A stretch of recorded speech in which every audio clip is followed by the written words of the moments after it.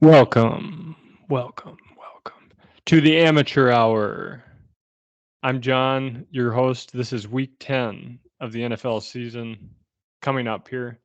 I am on today joined by guest and co host David Wood, the winner from week 9. Outright winner, didn't even need a tiebreaker score. Congrats, David. Thanks for coming on.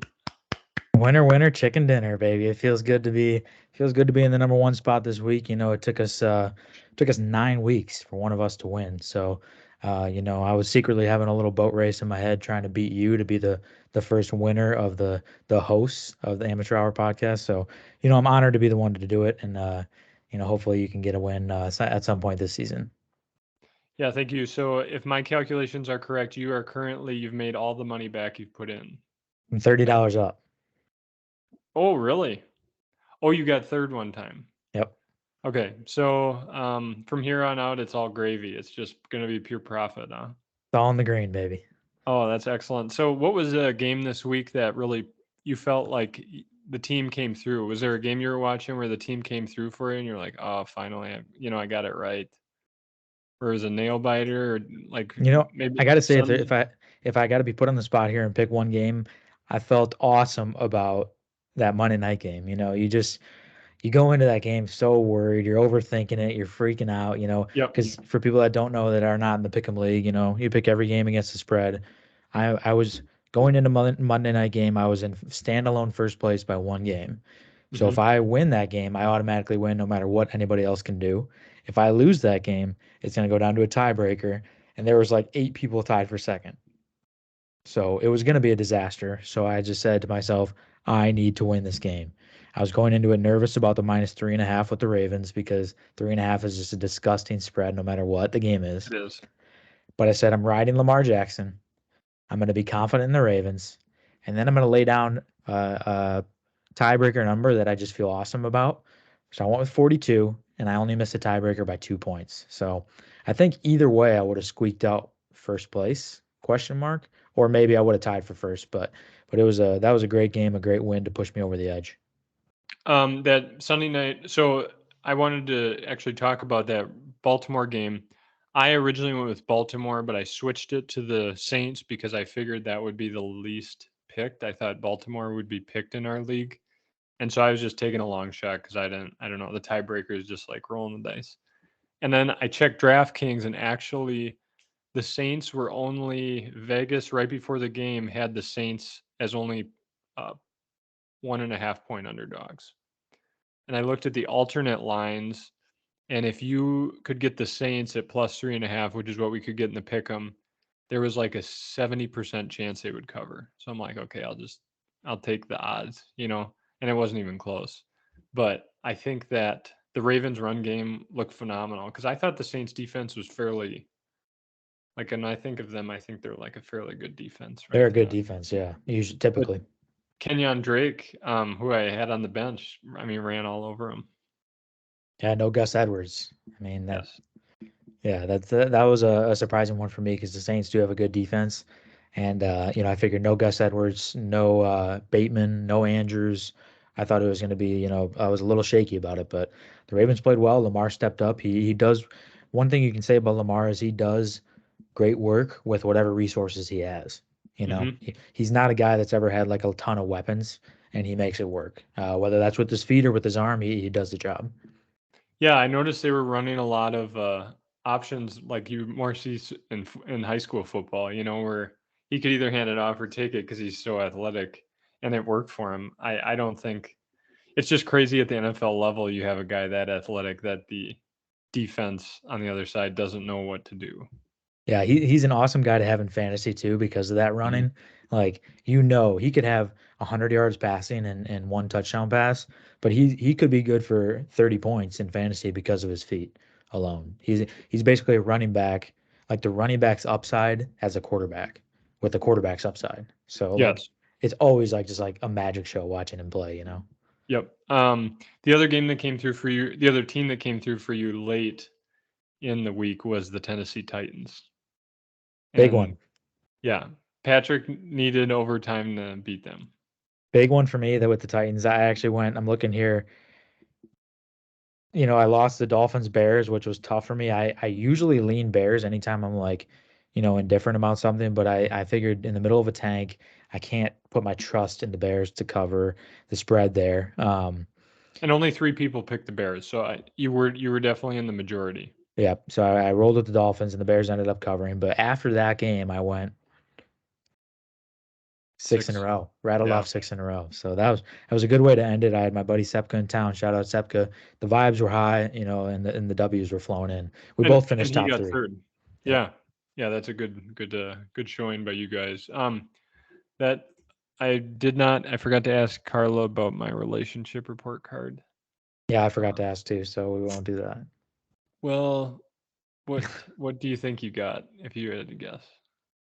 I think I did pretty good. I would say probably a 9 for this week. Oh, jeez. Because I've been good. We, like I said, Sepka came into town. We did a lot of fun stuff this weekend, included her and everything except for golf, which she wouldn't want to do anyways. So, Okay. yeah, it was a good time. I was a good significant other, I would say. Yeah. I would say I probably got an 8 because I worked this weekend, so Carla got to relax because most weekends I'm running her around. Yeah. And I think I did. No, I didn't. She cooked on Sunday night. I thought I even cooked when I worked the weekend, but I didn't. She cooked, so shout out to her for that. But I bet you I get it probably a 7 or 8, not a 9. But Yeah, one thing I'll say, I don't like to give you compliments, but you're a great guy to live with or near because you're always like so pushy to do things that yeah, like I am one that likes to just, stay home, like just chill out for the most part. But I enjoy doing things. I'm just never the one to initiate. So you're yeah. always the one that's like, hey, let's go do this. I'm like always bitching and moaning about you being annoying, but then like I go do something and it's always fun. hmm Yeah, to have that role, you have to leave your ego at the door because you will get turned down a lot, and you have to understand that most of the time people are going to say no, leave me alone. But you cannot take it personally. You must just persist. I would say that you've done a lot of growing too in that aspect. I think it used to get to you a lot more than it does now. Yeah, yeah. I That's why we're here on Earth, right? Is to hopefully grow and improve a little bit as human beings. Yeah. So I used to, yeah, definitely. I remember in college, I'd get pissed if like no one wanted to hang out. I'd be like, what the hell's wrong with everyone? We're 22 years old. Let's go, get hammered or whatever. But now, I think the cats have calmed me down a little bit too. Because if no one can hang out, I just sit with the cats and pet them. It's it's almost as good, I would say. Like a villain. You just sit there and pet your cats like That's this. right. I actually do hold them like this, and then I pet them like that because they Yeah. don't like being held like babies. They like being able to sit on your arm that you put across. Yeah. So, yeah, yeah. Well, thank you. That's very nice of you. I have something nice for you later on. My fantasy player of the week is my big baller of the week for this coming upcoming week is on the Bears. Justin Fields. Yeah, it probably shouldn't count because he balled out I think he had like 43 points. That's a tight jersey. Like Yeah, I tight, figured like good I looking. I figured I'd rock it today.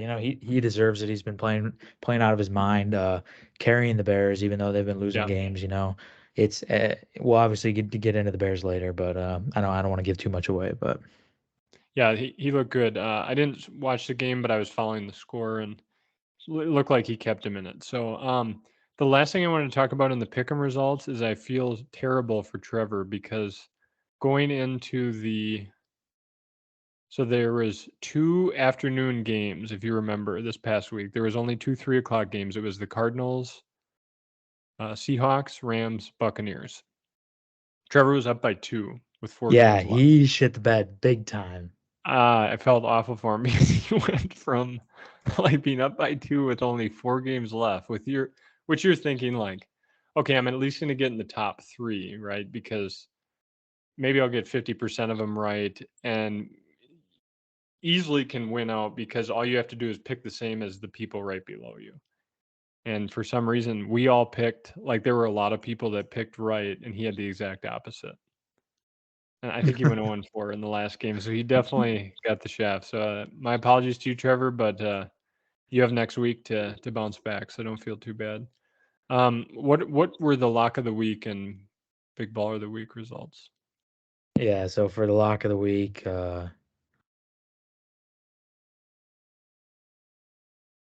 sorry, my app is on the fritz. Um, dude, this thing is demented. I don't know if you can read it. Look at the bottom of that. I literally have no idea what we picked. For those of you that are just listening, I apologize. I don't know what's going on. But let me talk about the players. Let me talk about the big ballers because I can read that. Okay. Um, I had Brandon Cooks going on Thursday Night Football. He actually did not play. So he had 0 points. Hmm. That's 2 out of the last 3 weeks. My BBW had 0 points. So That's that's actually tough. atrocious. That's Yeah. tough. And then you, shit talker, had Devin Duvernay, who had a whopping, I believe, 1 point, maybe Oh zero. yeah. That was So pretty he bad sucked too. too. And then the combination of Mike and Jenna, they had Isaiah Likely, who had a good game. I would say he had like 9 points. And I think anytime your BBW, I don't know what you think about this. Anytime the BBW scores a touchdown, that's a win. That's a good BBW. I think we had the bar set high at the beginning of the year, but I think we realized quickly that it's incredibly hard to pick like a random guy to be in the top 10. Yeah, like Yeah. anytime. I think if you have one catch for 1 yard and then one touchdown, that's a BBW. Isaiah Likely, yeah. I mean, so I don't understand Devin Duvernay. I think he got hurt, didn't he? Like, I don't think so. I don't know, but hey, I'm gonna take advantage of this while we have it. I can read the locks now. So okay. my lock of the week was Chargers -2.5 at Atlanta. Check, covered. You had Seattle +1.5 versus Arizona. Check, covered. And Mike and Jenna had Packers -3.5 at Detroit. Oh, Did not cover. did Another not fat cover. L for the guest. That I is the am 6-3. John is 5-4, and the guest falls to 2-6. nice. Just like the Packers. Or no, they're 3-6. My apologies to the Green Bay Packers. Um, what was a surprise game of the week? Were there any you watched that you were surprised by the outcome? Um, yeah, I guess just looking at the Bengals, that Bengals Panthers game was really tough for me to pick. Yep. And I was like, all right, the Bengals, they haven't been playing all that great. The Panthers have been playing much better than they have in the past. I'm going to ride with the Panthers to cover 8.5. That's a big spread. And the Bengals, beat them up pretty good, pretty handedly. So that was a surprise game for me. I think Joe Mixon had 5 touchdowns. Yeah, that was a big game from Joe Mixon. He Holy was shit. definitely a BBW. I wish one of us picked him. Yeah, I mean, and just think of like if you look at the fantasy results for this year, you're gonna think Joe Mixon is putting up like 30 points a week because if you get I think he almost had in PPR league 60 points, and that Hmm. just skews the average so much that he on paper he looks like a top two running back every week, but maybe this is a sign of things to come. Was blown away by how much he dominated the Panthers defense. What games jumped out at you? Because there's one more I wanted to talk about. Yeah, I didn't watch it. Watched a little of the ending, but I would say the Bills Jets. Okay, I don't have to say mine then, because that was what I was gonna say. I Uh, don't know what's going on. Like they are winning in spite of Zach Wilson. I don't. I mean, he's but not terrible. I think that outcome of the game really surprised me, and I'm sure you agree with this. The 13.5 was a very generous spread. Yes, for a six and well, they were 5-2. I think they were 5-3 going into that game. Yeah, I thought it was very generous. Vegas does not respect the Jets, and I bet if you would have been putting if you've been betting the money line on the Jets this year, I bet you'd be making a ton of fucking money because it'd Yeah, be paying out big against the Packers, big against the Bills. Um, they are actually the first team this year to beat their over under. So they were only projected to win 5.5 games the whole season. yeah. Nobody really respects the Jets, and No. them and Tyler Selman have shocked everybody this year. So, Yeah. shout out the Jets. They've been performing very well. Their defense is crazy good. You know, Josh Sauce. Allen is banged up now, but they made Josh Allen and the Bills offense look non-existent, which is a very, very impressive thing to do. Oh yeah, I mean, because I mean, this the week before I got to watch him just torch the Packers. Like I was sitting there just ready for a 80-yard touchdown pass or run to occur at any moment. You're just holding your breath. So yeah, I mean, the Jets deserve a pat on the back, and I think that I have Elijah Moore on my team, and I don't know if they're going to try to move him or what they're going to do with him. But uh, wish they would use him more. But obviously, the coach knows what he's doing. You can't argue. 60 Yeah, points. really, really weird story out of there that, they have this really talented, really young receiver that they're not paying hardly any money to, and they give him no love, no action. Like, I don't know if they're trying Nothing. to get him on a cheap next deal, but you'd think even if you want to move him, you'd want to give him some highlight reels to drive up the price on the trade, you know? Yeah, they like won't play him, and they absolutely refuse to even talk any trades with him before the deadline. Yeah, I like just follow him that close. what do you think he's even worth now? Like a fourth round pick? Yeah, probably something in there, fourth or maybe a third. That might be a little generous, but the same thing kind of happened with Denzel Mims, and I think that's why Elijah Moore had this. And I get it. I don't really think he deserves to be. I mean, yeah, I guess you got to be a team first guy, but right, if you're a wide receiver and you're putting in all this work, all this practice, and these guys oftentimes too have large egos and they're like used to being alpha males, and you don't even get past the ball. Like they don't even throw it your way one or two times a game. I understand why he's upset and why he want to leave. Like most people bitch about their jobs all the time, and then when a athlete complains about their situation on a team, everyone jumps on them. But so I don't Yeah, I know. mean, I don't blame him. I think obviously he's making like a lot of money, but like you said, he's putting in the work. Like, what is he doing? He does probably has no idea what he's doing wrong. Right. Did you see the like quote that he had the other day when they stuck a mic up to him after a game when I think he had one or maybe 1-0 catches or something like that, and they were like, what do you have to say about like the chemistry between you and Zach Wilson? He's like, I don't know, beats me. Like he doesn't throw me the ball. Like ask somebody else. Like He I doesn't can't even say look at anything. me. Yeah. Yeah. And I think what honestly why he did what he did is he saw what happened to Denzel Mims, who was a guy that I think the Jets took in the second or third round, had a great rookie season, and they just didn't use him. Like he just sat there and decayed on the bench, and now he's like 25 or 26. And I think Elijah Moore did not want that to happen, and he probably was hanging out with Denzel Mims, and he's like, "Fuck, man, I don't want that to be me," because you are, I'm sure, when you're 22. I think he's only 22, but when you're in that, like you're in the prime of your football career. Most of these guys have pretty short careers. You don't want Yeah. to piss it down the drain, then and then you tear your ACL at practice, and you're not healthy the rest of your career. So, but the coach knows what he's doing. I don't really think, and I thought the coaches handled it well. I don't think they were like shitting on him. They're not using him, but they didn't like come out in public and shit on him. But I think that Yeah. coach deserves a lot of credit for what he's done because I don't think. Are you a fan of Milf Hunter? Uh, no, I thought this is always like you hate hearing these people say like they talk like hindsight's 2020, but I was not big on Zach Wilson coming out of the draft. I thought he Hmm. had a big arm, but I think there's so much more that goes into it. And I saw a lot of Zach Wilson, like, or a lot of Mitch Trubisky and Zach Wilson, where this like guy that goes to this quote unquote smaller school, we're talking BYU and North Carolina, obviously not small schools, but they're being compared to look at who Mitch Trubisky was being compared to. Deshaun Watson at Clemson, who was a known winner, went to the Yep. playoff, won a championship, and then you have Zach Wilson being compared to Justin Fields, Ohio State, big college, winning team, good stats, like going against tough competition, making the playoff, winning playoff games. And then you pick these guys that like you fall so in love with during the whole draft process. And it's like, guys, just let's make this simpler than it has to be. Like, let's pick the guy that we know can win games for good teams and big programs. And it's turned out so far that that's the case. Like, we've seen now Fields, 5 weeks ago in this podcast, we were all having our like hesitations and our doubts, especially you.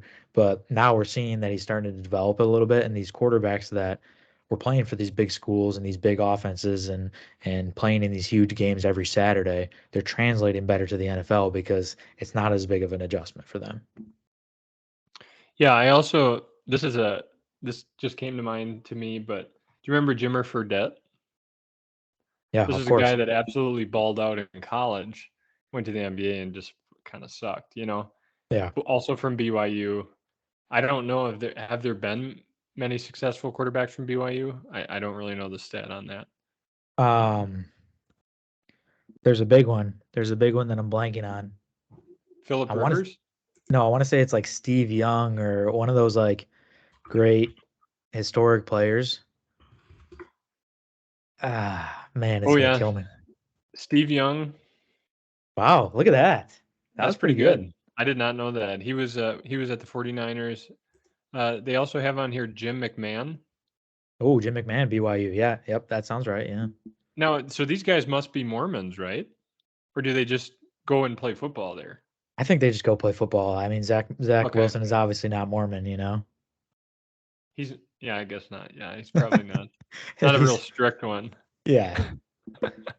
Yeah. Okay. Yeah, you're right. I guess I was wrong. But yeah, he kind of reminds me of Jimmer Fredette. Just watching highlights, it seems like the Jets win in spite of him. I guess he doesn't necessarily throw a bunch of interceptions, but it seems like the running game and the defense is what's keeping them in games and What do you winning mean by games. in spite of him? Because I would think it's the other way around where they're seeing their guy, Zach Wilson, struggle. So they're like, hey, we got to step up and make up for his shit play because we want to see him in that starting quarterback job. If we start losing a bunch of games, he's going to be out. So I think we got to step up for him. They're not winning games because he's playing well. Yeah. But you That's what said I in mean in spite of spite of. him. Yeah. No, That's like they're not spiting him. Sorry, but they're despite not him. despite him, I guess would be the right Okay. word. Yeah. Despite. Yeah. That's a lot Yeah, different than that's in probably a spite better of. way to put it. Yeah, okay, so Zach Wilson, hope you get better. We're pulling for you here on the amateur hour. Um let's see. Oh, uh top 3 fantasy scorers. Joe Mixon with his 5 touchdowns, Justin Justin Fields. Fields, your Jersey, Devontae Adams bounced back from that shit week he had. He had 37 points. Joe was Patrick 1 week Mahomes. too late. Joe was 1 week too early on the BBW pick. Yeah, I mean, it seems like, well, because no one picked him. That's why I think if someone picks him, if it happens one more time, he's not going to do good. Patrick Mahomes had 35 points, and then the rookie sensation Kenneth Walker out of Seattle had a wonderful game, 28 points. So, Biggest bonehead move of the year was me in fantasy football when I dropped him week 2 of the season. I drafted Kenneth Walker oh, you and I did draft dropped him. him. I dropped him. Yeah, I think in, for our listeners in the future, if you're in a redraft league, I think rookies you got to give them probably 4 to 6 weeks. You know, Give it some time, yeah. yeah, Even if it's not with a redraft rookies. league, give them time. Like, unless you're really, really desperate, especially a guy like Kenneth Walker that like like in the beginning of the season he was the number 2 back. So Rasad Penny was getting like all the love and I was like Yep. fed up with it. But then I was thinking, well, dang, if Rashad Penny gets hurt and we've known that he's fragile, Kenneth hmm Walker's the guy. And next thing you know, season-ending injury for Penny, and now Kenneth Walker is probably going to win Offensive Rookie of the Year. He's having like an amazing season, in real football and in fantasy football, and that's a huge. I think that my team would be the number 1 team in the league if I kept him, and I didn't. So huge loss. Do you? I know this is a little off topic, and I'm kind of putting you on the spot, but do you have any dynasty rookies, like rookies for next year, that you think are going to perform well in fantasy football? So guys that are in college currently. Um, that's tough. I really like the running back out of UCLA, Zach Cabernet, I believe his name is. Yep. He, I think he's a really NFL ready running back who's gonna have a lot of success. I don't know if it's gonna be a right away thing, or if it's gonna be a couple weeks like Kenneth Walker, if it's gonna be the next year like somebody else. But I see him having a lot of success, and I think he's not gonna go super high in dynasty drafts because he's going to be drafted to a team and a situation that's going to be good for him. Maybe not initially, but eventually. And I think those are the guys that you got to really, bank on is the guys that go to a team that you don't think is going to work out very well, but give them some time and it'll work out and blossom. Nobody Right. thought the Seahawks would be what the Seahawks are now. Yeah. And that's what I will say, like looking back, because I drafted based on the rankings on Dynasty Pro or Fantasy Pros, which is all these fantasy experts that rank their, preseason, their best running backs, wide receivers, quarterbacks, everything. And I think everyone was extremely high on all the wide receivers coming out of Denver and extremely low on the wide receivers in Seattle. And the exact opposite occurred. Like DK Metcalf was a guy you could have got late this year who's done very well. And then Lockett, I think, he's a little older, but he's another guy that's done very well. And everyone is drafting Jerry Jeudy early, drafting Cortland Sutton early, and those guys haven't really Yeah. blown anyone away. I mean, for me at least, I was sitting there at the beginning of the year like the Seahawks are gonna suck. They're gonna like I was looking at the Seahawks receivers. I'm like, I like these guys, but I don't like Geno Smith or Drew Lock throwing them the ball. Like I didn't feel good about either of those. I felt good about them being down in a ton of games. So I was like, their run game's gonna be non-existent. And then next thing you know, they're having a lot of success. They're winning games. They're running the ball, and like Geno Smith is lighting the league on fire. So it's just always interesting to see like how things flip as the year develops. And as we know, they wrote Geno off, but he didn't write back. He ain't right back. But Yep. that's like another thing. I was sitting there on Sunday watching NFL and we watched only two games in the afternoon slate, which was brutal. And one of the games was Rams Buccaneers. You're licking your chops at the beginning of the year about that matchup, and then we watch it and it was a really just a total snooze fest, kind of just brutal to watch. 13-16 final score. Wasn't really exciting until the last 45 seconds when Brady came back and won it. So it's interesting to see this year, especially how different the league is. You already talked about like the Jets, where they projected 5 wins. They already have those five. Like, it's cool to see the Packers. Everyone would put the Packers against the Bills in the Super Bowl at the beginning of the year, and look at them, they suck. Yeah, Packers are terrible. I do want to talk about the standings. We were talking about the best divisions in football, and remember back probably 6 weeks ago, I said I think the AFC East is one of the best divisions, and everyone said, "Come on, the Jets, the Patriots." Let me give you the records here. Bills are 6-2, Jets are 6-3, Dolphins are 6-3, Patriots are 5-4. At this point, all four of them would make the playoffs. Yeah, I was hoping coming into this episode, I was actually driving home from work, hoping that you wouldn't stroke yourself off about that comment because I was going to give you props because you were right. The AFC East is performing very, very well. Yeah. I would qualify them as the best division in football right now. Yeah. But very closely behind is the NFC Beast. But I think the Commanders are not bad because they gave proof that they gave the Vikings. I think the NFC North may be the worst division in football. Maybe besides the NFC South, but those two divisions suck ass. NFC South is definitely the worst. When you got the Panthers and the Falcons battling last week for first place, and they both have losing records, that is tough to see. They have all struggled.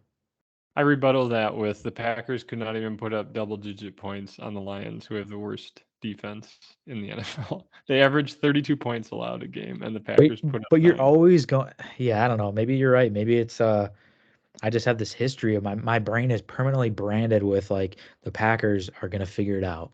They're gonna figure it out. Uh, Relax, RELAX, relax. I just hear no, Rodgers saying that, and I don't know. Maybe the DMT turned him another way, and he can't get it figured out. I don't know. He's oh, got his so mind set on retirement. I did want to ask you what happened. So we have these 4 quarterbacks that last year would be considered, if not elite, great. Russell Wilson, Aaron Rodgers, Tom Brady, Matt Stafford. And this year it's like they fell off a cliff. I don't know what happened. It's been like 10 months since they played in the playoffs. They look like completely different quarterbacks, all of them. And they're way worse than they were. Like they're atrocious. I know. Well, you're gonna ask me a question. You said you have to ask me. I mean, yeah, that's what I'm asking. What do you think happened? How come all 4 of them could go from being like the top 6, 7 guys to now the bottom half of quarterbacks in the league? Like, I'd rather have Kirk Cousins over those guys. I'd rather have Jimmy Garoppolo. I'd rather have Dak Prescott. I don't know if I want to say I'd rather have Dan Jones, but I would not geez, rather have Daniel Jones. then Aaron Rodgers, I think I would. I don't think Dan Jones would have thrown 2 red zone interceptions and one on the 30-yard line. Yeah, I don't know.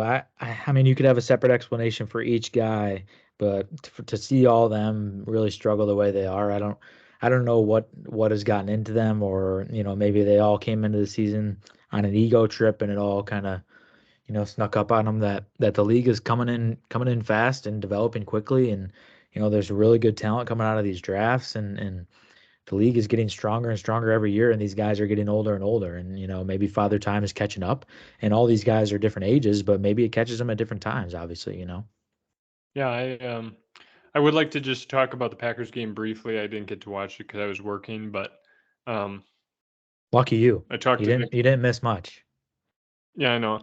I uh, talked to if you would know a lot of Green Bay fans, and I'm not one of them. They will stand up for Aaron Rodgers and say, "Oh, it's not Aaron's fault." And then there's the opposite end of the spectrum where they're like, "Bench him, put someone else in." I don't think Jordan Love is going to be any better than Aaron Rodgers at his worst. So I don't think that's my problem. But like I talked to Nick, and every interception he goes over, he's like, "Well, it kind of bounced the wrong way. There's nothing really Aaron could have done. He just got unlucky." And I looked at him, and I guess there was one, but I've noticed this year he's not throwing it very high over the line. I don't know if he is so confident in his throws, but he's like hitting guys' helmets, hands when they're not even like trying to bat the ball. Um, so I obviously know that Aaron Rodgers is not the only one to blame, but I personally wish he would take more responsibility for the losses. That's always been Aaron Rodgers, though. He never takes responsibility. And then he'll go on, he'll mumble something under his breath that like his receivers suck or his O-line doesn't give him time or LaFleur calls shitty plays.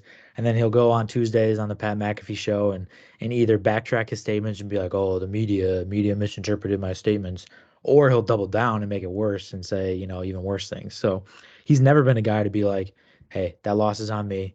We're gonna get back to the drawing board and figure it out. He's always like yeah, well, what are you going to do when you got no receivers healthy running routes for you? Why are they throwing to David Bakhtiari on the goal line play, thinking that Dude, they're going to like everyone, yeah. blow the world up? Like, dude, get keep it simple, stupid man. Keep it simple. Don't throw to linemen if you're already having offensive struggles. Throwing to linemen works when your offense is like prolific, because then everyone is worried about everybody that's there. Shoot, Aaron Jones. Shoot, AJ Dillon. Shoot, Romeo Doubs. Shoot, Alan Lazard. But then when you're just sitting there like, I'm not scared of any of these dudes, and then you drop back and throw to a peeling out, injury-prone David Bakhtiari, that's a tough thing to see as a NFL fan. Yeah, I think Aaron Rodgers would make a great politician because when things go right, he takes full, responsibility. When they're winning, it's all me. It's all my performance. I win MVP. And when things go wrong, he's not even in the conversation. It's bad luck happening to him, or the people around him aren't good, or someone's trying to screw him over. Like I hope that he goes into politics after this because he would do an excellent job. Yeah, I think he's going to take over Jeopardy, but I could see politician. Are you in the camp of fire Matt LaFleur? Because I've seen a lot of No, Packers fans on Twitter talking about fire Matt LaFleur. Uh, so I wasn't ready to overreact until they lost to the Lions. Like I was still like, I thought the Giants were a decent team, and the Commanders. I don't know if that's forgivable because they're not like that great. But yeah, after this Lions loss, they definitely, if they hadn't been exposed before, they are fully exposed. But I think that they have a lot of injuries, and I mean, sometimes things just don't work right, and I just think they're in a funk. I don't think you should fire Matt LaFleur, though. I think he did a nice job the past 3 years. Granted, he did have a really good team with him, but no, I think that's kind of an overreaction. I mean, well, they did fire Frank Reich, I saw, correct? Yeah, he had to go, but don't change the But subject. Um, I think who needs to go is the Packers GM. They've put together this yes, like good defense on paper, supposedly, but their defense kind of sucks. They've They've missed out on all these draft picks of picking like top prolific offensive players because they think, hey, we have one of the best quarterbacks of all time. He'll figure it out. Like you've pissed him off. You haven't put good weapons around him, and you've seen it this year of it finally collapsing. He has made it work. He's kept the tent up, through the crazy weather, but eventually that storm hits too hard and things start collapsing, and you're seeing it right now. And I think the one to blame is the GM for not setting him up for success. Part of the problem too is Aaron Rodgers makes 50 million, and that's a big hit on your cap space. Like, you know what I mean? So if it was me in hindsight, and when Aaron Rodgers was, do you remember when he was doing the thing where he wasn't practicing and he wanted to go somewhere else? I personally would have shopped around and seen what I could have gotten for him. Like, I think if you're a GM, you're concerned about the team, you're not concerned about players. You know what I mean? And I think you could have gotten, you potentially, at the time, it would have looked great. You could have gotten Russell Wilson, Derek Carr. But I even think you maybe could have got one of those young guys like Tua, potentially, maybe. I don't Yeah. know. I think the quarterback swap would have been an interesting thing to think about, but also just the draft capital you could have got for him was pretty crazy, especially Oh, with his age. Like, I think teams would have given up for 2 first-round picks without hesitation, and he was 35 years old, 36 years old. yeah, But that's another thing. It's hard to say in hindsight because he's coming off 2 back-to-back MVPs. Like, you yeah. think that he's going to play like an MVP again, but then all of a sudden he doesn't, and you're sitting there like, shit, we just paid this guy 50 million and he's playing like 50 crap. million to throw 3 interceptions, dude, to the Lions. Yeah, You and I could have done that for free. easily. I would I have done it mean, great too. yeah, I would have thrown it right to him, looked him right in the eyes and just passed it right to his Yeah. chest. Yeah. Yeah, but yeah, so I'm not giving up on Matt LaFleur. I think Aaron Rodgers, I'm sure he'll get better. I don't think he'll be this bad, hopefully, knock on wood, but I don't know. I don't know the answer. This is why I'm doing the amateur hour podcast. But Let's talk about the Bears. when do we start saying, like, when do we stop saying this is the week that he figures it out? Like we've heard Packers fans and even myself who hates the Packers say constantly this year, this is the week. This is the week the Packers get it figured out. This is the week that they Yeah. play well. Jeez, like they have really struggled and let a lot of people down, including the Harveys who picked Mhm. them as their lock of the week. Yeah, the poor Harveys just hung out to dry Yep. out there in Minnesota. Let's talk about the Bears game. I did not watch it, so if you could give us a quick recap so we can hear Yeah, what you I mean, quick recap if I had to do it briefly is Justin Fields, lit the world on fire. He set the NFL regular season single game rushing record with I believe 178 rushing yards and beat the great Michael Vick. So shout out Justin Fields. That's why I'm wearing his jersey today. He deserves it. So I hope he's watching like he usually does. Um, we were texting the other day, and he said he misses a couple here and there, just with he gets busy. I get that, but hopefully this week he Mhm. listens and deserves a shout out. So good for him. He's single handedly keeping the Bears afloat. The defense is absolutely terrible. I mean they have let up a ton of points the last like few weeks, but the positive news is the offense is scoring a lot of points. So that makes me happy as a Bears fan to finally see them score some points. The last few years we've been like in offensive purgatory with Matt Nagy and Mitch Trubisky. So seeing Fields get out there and they're running this offense that's tailor made for Justin Fields, it's like it makes you feel great about the future. We got a tiny little taste of Chase Claypool. Should have got a PI at the end of the game where the Bears could have went on to win the game. Equinemius St. Brown come over from the Packers, brick hands, drops the first down that Justin Fields put right in the breadbasket. Um, but overall, you see the Bears competing, even though the defense sucks. The offense is doing the best they can to keep the team in the game. Justin Fields is young. He's playing well, like all Bears fans had hoped he would. We have the most cap space in the NFL next year, where our draft pick only is getting better and better as we lose these games. So, as a Bears fan, another amazing week for the Bears, and that I know that's loser talk, but I'm looking ahead to the future because I know this year's a wash already. So, no sense in making our draft pick worse and causing more problems than we need to. I think it's okay to lose these games as long as we can beat the Packers down the road. Yeah, and I think if you're a Bears fan, you're just excited that they're competing with good teams. They're not getting just absolutely obliterated by.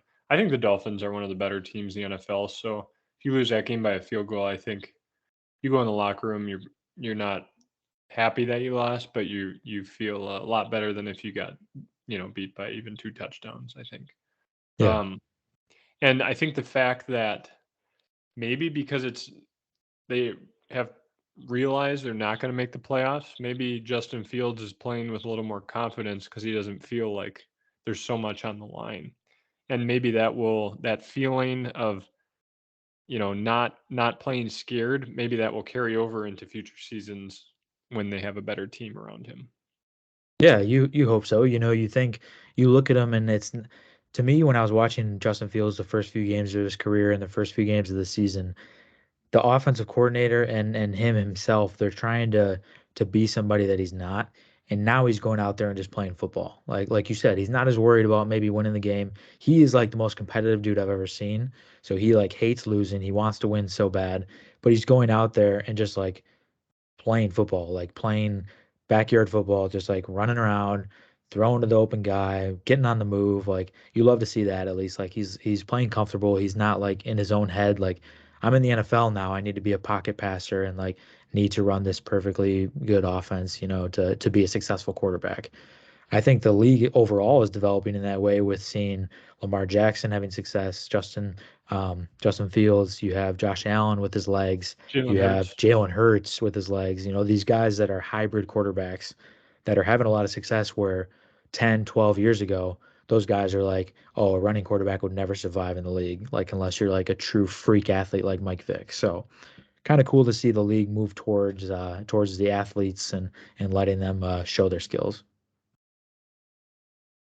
Yeah, I think it's also. I remember that kind of happened with RG3, but I think since RG3 was like a rookie or in his second year playing at Washington, they've tightened up on the calls. They don't really let the players hit, especially quarterbacks, as hard anymore. So I think it's definitely the best time it's ever been to be a running quarterback. The league itself is trying to protect you if you're a mobile quarterback.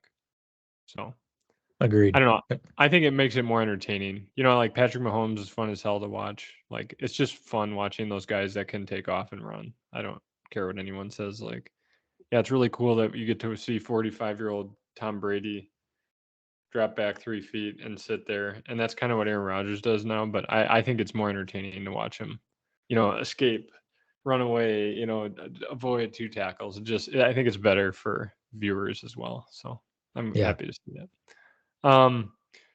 The last two I wanted to ask about how I saw Cole Kmet did pretty well. Did he Yeah, get I a think Cole touchdown? Cole Kmet's finally starting to play a little better. I have no idea like what his stats were, but I think he's getting more involved in the offense. And we spent a high draft pick on him in the first round, so it's good to see him hopefully start to pan out. And I think adding Chase Claypool into that offense is going to help. Just adding more weapons only frees up your weapons, if that makes sense.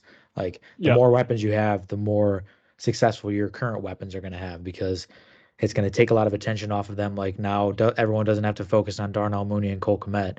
They have to spread out like their defenders across the whole field because the Bears have more of a threat across the field. Yeah, and I think you've seen like your best offenses. The Chiefs of past years have had Tyreek Hill and Travis Kelsey, Kelsey, so I think you at least have to have two like stud guys, and then because that's where I think the Packers always got hung up in the playoffs. It felt like Aaron Rodgers only trusted Devontae Adams, so if they could shut him down, that was pretty much they keep him bottled up. Cole Kmet actually had 5 receptions, 41 yards, 2 touchdowns on the game. 2 touchdowns. Wow, good for Cole Yeah, Kmet. big boy.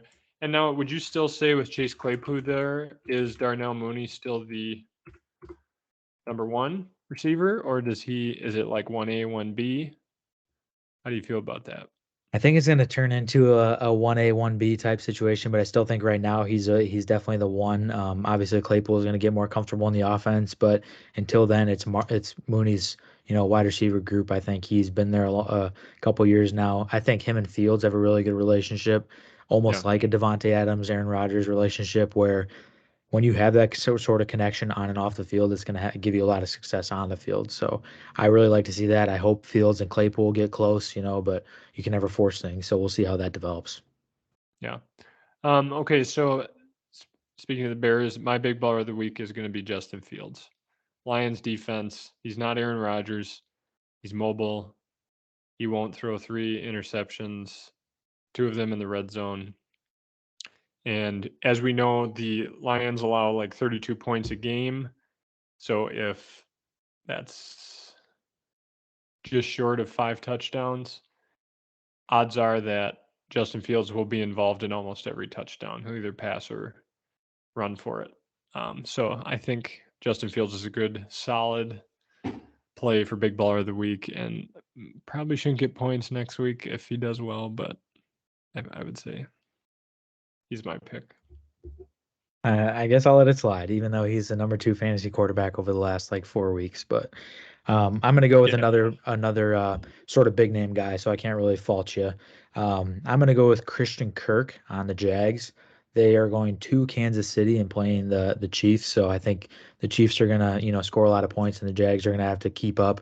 So I always Yep. look for these kind of games when I'm picking my BBW, and Christian Kirk is the number 1 guy in that offense, at least as far as receivers. So I think Lawrence is going to have to throw the ball downfield, and he's going to look for Christian Kirk a lot. And I don't think the Chiefs have a very good secondary, so I feel pretty good about that. Um, So Christian Kirk is now doomed to have probably 1 catch for 0 yards yeah. and 0.5 points. So I'm sorry, I Christian. hope I don't curse Justin Fields. I really hope I don't. I hope you don't too. That would be really scummy of you. Um, I was going to ask you if the Bears win against the Lions, did you think there was any possibility they win out? But they do have a tough ass schedule, man. They have the Lions, Falcons, and then they play the Jets. Bills Packers, I still, think. What? the Bills still, the Eagles still, Yeah, the Vikings one more time, the Packers one yeah. more time. I think they might beat the Packers though at Soldier Field. Yeah, I don't know. I was texting our buddy Max Pilkerton, shout out Max, and this was the last time the Bears played the Packers, and every single time the Bears play the Packers, I convince myself that this is the time that the Bears win, and I cannot let myself convince myself of that this time. I have to just stay strong and pick the Packers with the points, whatever the hell the spread is, and if the Bears win, it's just icing on the cake. But I just can't double down on my losses anymore. It just hurts too bad. Yeah, I think that's going to be a very close game though, and I could see them pulling that out. Um, Especially because Aaron Rodgers has always claimed he owns the Bears, so that might come back to bite him. I think teams remember that. I think if you diss teams like that, and when you're down like the Packers are, they're beatable by anyone in the NFL.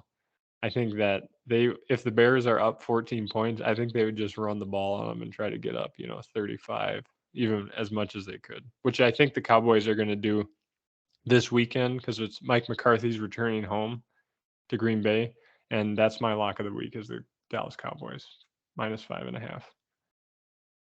Can't believe Um, you're. That's so tough to pick your lock of the week against your own team. but this is where I'm at. I'm still gonna watch him. I love Alan Lazard. I like a lot of the defensive players.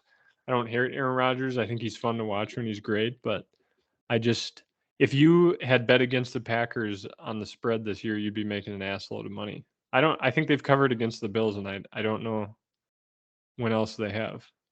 What are they? 5.5 point underdogs? Yeah, at home. Sean and Amanda are coming for the game as well. Yeah, are you going to that game? You and Carla? Dude, so I was supposed to work Monday at 5 a.m. at the hospital. So I sold the tickets and I got a decent price. I think I doubled what I paid for them. So I sold them and then they switched my shifts. I'm off Monday. So Oh, we're gonna tailgate with them and then we're going to come back here and watch it, which um will be fine with me. We still have the Rams, Vikings, and Lions games, so the Vikings are New Year's Day, which should be a fun game to go to. Then probably get curb stomped, but yeah. So we got that to look forward to. But yeah, I don't. I just wanted to look up quick what the Packers are against the spread. so my lock of the week while you're doing that, I'm gonna go with the Vikings +7.5 at Buffalo. So this is one that makes me a little bit nervous, but Josh Allen's banged up. He has a UCL sprain. So for those of you that don't really know, that's when you tear your UCL, It's in the elbow. That's what requires pitchers to get Tommy John. So the throwing motion of quarterbacks is a lot different than baseball, obviously, with pitchers. So Josh Allen won't need Tommy John, so he won't be sidelined for a whole year. But he will probably need some time to sit out and rest. And I think there's no need for the Bills to be pushing him because they're going to need him down the stretch in the playoffs. So they have a serviceable backup in Case Keenum revenge game versus the Vikings. So I think it's going to be a close battle if Keenum's in there. But giving the Vikings 7.5 points, I am going to take that any day of the week. I actually like that pick because the Packers were 10.5 point underdogs, and I definitely think the Vikings are a field goal better than the Packers. So, That makes me nervous that both of us like that pick. well, what can you do? I think we both liked it last week, and it worked out. Yeah, that's true. So you never know. So the Packers actually at the beginning of the year were up until through the first 3 games, they were 2-1 against the spread, and since then they've been 1-5. That's because the Vegas is and the bookmakers are all thinking the same thing that we are: is this is the week, this is the Yeah, week, this is the week, and it never seems to be that week. So yeah. I don't think it's this one. I really don't. I gotta say. I mean, and then it's Titans and Eagles. I mean, it is just gonna get really bad, do you dude. think historically though, like what makes me nervous about that game is historically the Packers always play well against Cowboys and they always are like the Cowboys big brother. So that's what makes me nervous is the Cowboys are going in hot, they're confident. The Packers are at rock bottom. They got nothing to lose at this point. So I think I could see the Packers not only covering but winning outright. It's an interesting take, and I'd love to see it. But I don't know. After the Lions, that was one I looked ahead on the schedule, and I said, if you can't beat the Lions, I think that's you can kind of write the year off, and just we'll keep watching, but we'll be excited more for 2023. So yeah, I mean, yeah, maybe I'm so down on them. I mean, it's a good take. Yeah, maybe they just won't give a shit and they'll play loose and fast, but it's hard to tell, I guess. And they have a couple guys banged up, which makes me nervous. The Packers, like with Aaron Jones and Dobbs and Yeah. Lazard and Watson and Bakhtiari and Yeah, Bakhtiari. but Yeah, I but hope they utilize him more in the run in the pass game for sure. what I will say is I'm really glad that you asked me to do this podcast this year because if the Packers were like any other year and they're like 9-0 right now, it would be suey season. So it's good to see that the Packers are struggling and I'm glad that we're doing this. Yeah. And then one last closing thing. I think Nick wants to have us on. I don't know if you saw that to talk shit before the next Bears game. A joint podcast. Yes. Here's an idea.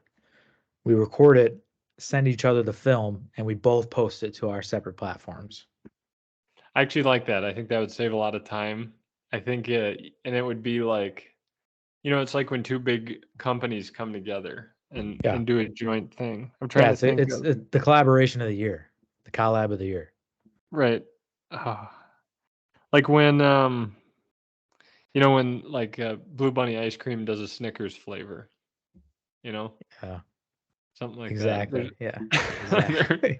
there's That's the probably first better thing that ones. came to my head too. Yeah. I'll have to keep thinking on that. But thanks for coming on. Congrats on the win. I hope the Vikings pull through for you this week. Yeah. More concerned about the Bears, but definitely hoping the Vikings can cover the spread. It was a pleasure, having the podcast with you again, John. This was been episode 10 of Amateur Hour Podcast. I'd like to thank my friends and family and God for the win this week. So thank you. Good work. Good work.